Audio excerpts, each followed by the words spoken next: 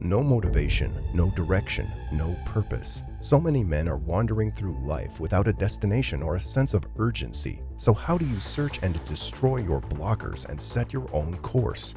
The top response to this channel's community poll said that most men lose motivation because of lack of clear goals or purpose. And the top way you guys think men find their purpose is by setting goals and taking action. These responses hint at the chicken and egg relationship between the goal of the journey and the act of taking steps to get there. It's not a simple linear process, but a spiral where action can uncover, refine, and sharpen purpose, and purpose in turn inspires action. But great and successful men have a unique skill set that closes the loop and spins the flywheel of purpose and action. If you can master the dance between the two, you will unleash powerful compounding effects in your life as contemplation and action add momentum to each other with each turn of the flywheel. To get this powerful flywheel spinning, here are 5 battle-tested moves masterful men have used for centuries. Number 5. Develop a vision. Where do you want to be in 5 years? What are the handful of core values that define a fulfilling life for you?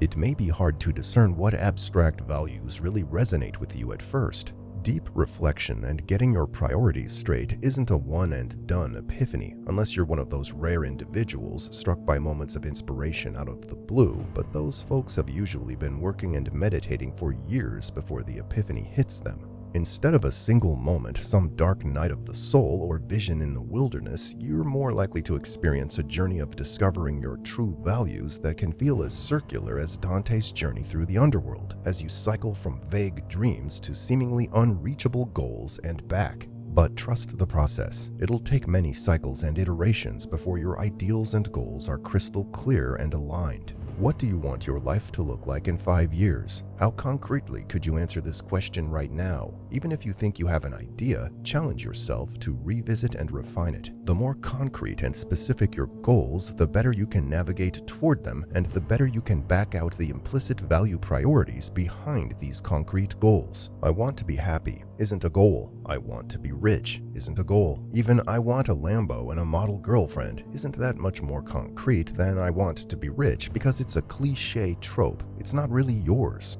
If you want a Lambo, fine, but you need a deeper understanding of why you want it, or you'll never stay motivated enough to get there. So what's an example of a really specific goal that derives from a specific individual's values? I want to be a data analyst at a consultancy doing impactful work to decarbonize the finance sector using SQL, Python, and R proficiently, and making at least $100K working with interesting colleagues on a cause I believe in. Now there's a goal driven by the values of non-boredom, challenge, collegiality, and societal impact. I want to be able to dance Argentine tango well enough that other people have fun dancing with me socially is a genuine goal too. The implicit values here could be social grace, poise, challenge, and refined sensuality. I want to be able to read my favorite Spanish novelist in the original language is a goal. So is, I want to take all actions in my control to publish a novel with a Big 5 publisher. Ask yourself what it is about your favorite novelist that's so compelling to you. What values and priorities does your bookshelf reveal about you? If you write or create other forms of art and seek an audience for them, what really motivates you to do that? By the way, understanding your own creative purpose is a great way to AI-proof what you create, because robots can't self-reflect yet. Now, what about financial goals? I want to have 6 months of expenses saved in liquid, safe assets and be able to max out my employer's 401k match as well as my yearly Roth IRA contributions is a specific goal, but it should be accompanied by more concrete, compelling things, experiences, or freedoms this money will enable you to access. Why is it important to not only have financial goals, but also to understand the reasons behind them? Money is an abstraction that in itself isn't very motivating to most people. Although we may fixate on it, this doesn't connect us with the real reasons we want money, and motivation to reach a number is only as strong, or rather as weak, as motivation to achieve a certain score on a test. Tests aren't real life. It's what knowledge allows you to access that matters. It's the same with money. Perhaps having financial security will give you the freedom to take a sabbatical from work, travel more frequently, or start your own business. By connecting your financial goals to tangible experiences or freedoms, you can stay motivated and focused on achieving them. Number 4, make a plan. Motivation and focus are useless without a plan. If your 5-year goals sound unreachable, you need to break them down into smaller steps and shorter timelines. Apply to my top 3 MBA programs by the next deadlines is an intermediate goal. Then you can put those deadlines on the calendar and plan backwards from them. How much time will an application take? Take your estimate, triple it, and schedule out blocks of time to work on it.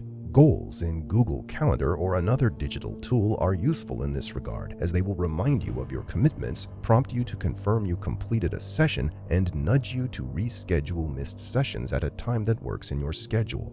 Be flexible but accountable with your plans. One of the best frameworks for planning toward goals is called You Need a Budget, YNAB. They have a paid app they sell, but reading their book is where the real value is. The thinking behind this unusual budgeting system is very much aligned with what this video is trying to teach. One of its strengths is that it builds in ways to adjust course and get back on track when, inevitably, life happens and the best laid plans go awry. This is crucial to avoiding the psychology of on the wagon, off the wagon, all or nothing that causes so many to give up on lofty plans when they fail to hit the bullseye. The point isn't to win every time, it's to learn, adapt, and survive to fight another day. Number 3, be realistic about your human weaknesses.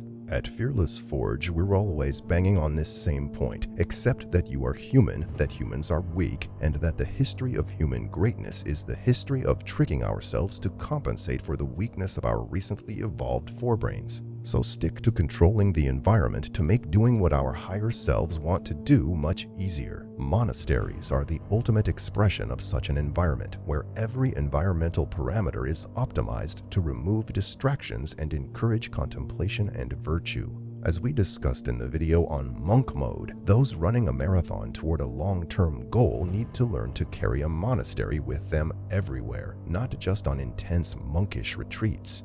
Number 2, control your environment, control your destiny. Let's be real, you can't stay in monk mode for 5 whole years, so you need to find sustainable ways to cut back permanently on things that impair your ability to function at your highest level. For most of us, that includes some combination of video games, social media, pornography, psychoactive substances, and anything else we can use to switch off our forebrains without doing the work of entering a more meditative state. The chatter of the mind and the surges of emotions can indeed be painful, but the much more effective way to quiet them is to practice time-tested techniques, from exercise to meditation to music and dance to spending time in nature or making art.